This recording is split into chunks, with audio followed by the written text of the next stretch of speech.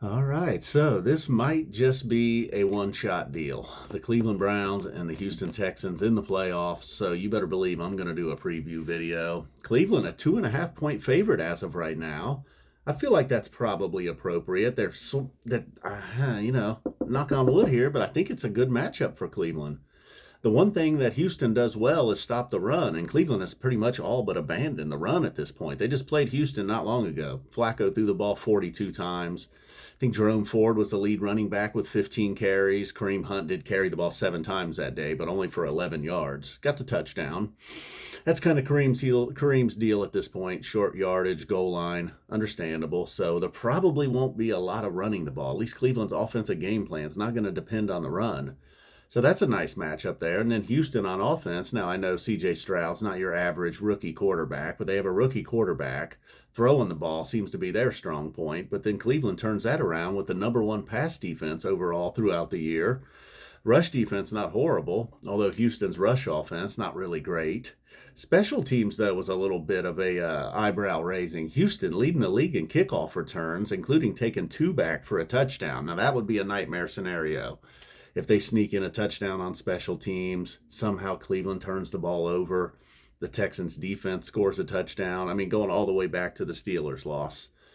That one still, turns out not to haunt the Browns, but that was a bad loss based on the defense didn't give up anything really that game. So that would be one scenario that would be a nightmare for the Browns if the Texans are able to score a touchdown on special teams, even get a pick six, pick up a fumble, the old scoop and score.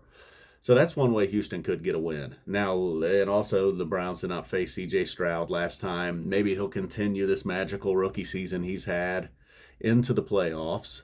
But look, if I had to say, if I was an outsider just looking at this game, had no idea, didn't follow C.J. Stroud's career throughout college and now in the NFL, if I was not a Browns fan, I would look at the number one defense going against a rookie quarterback. Even if the rookie quarterback's at home, I would certainly favor the Browns in that game.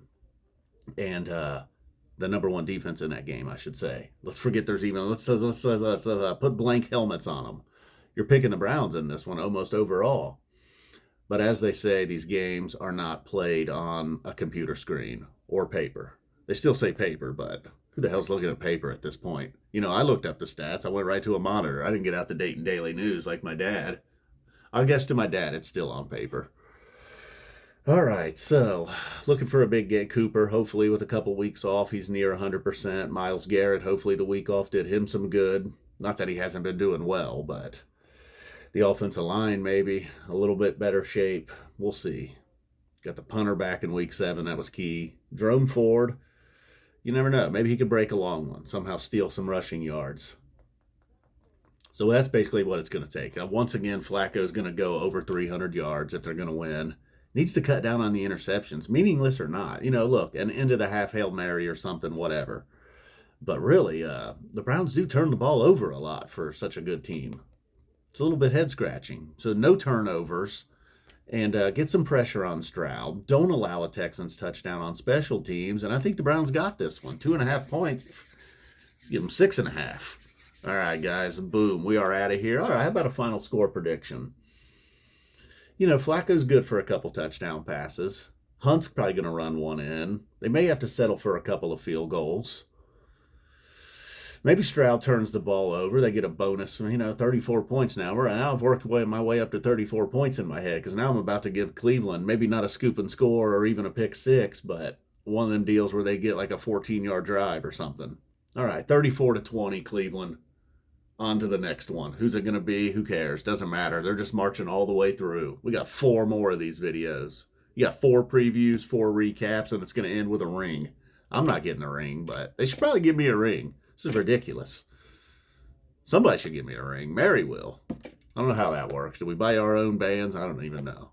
Haven't looked into that. It's how serious our marriage is. All right, guys. Boom. I love her. I love you guys. Boom. We're out of here. Penix. You let me down, bro.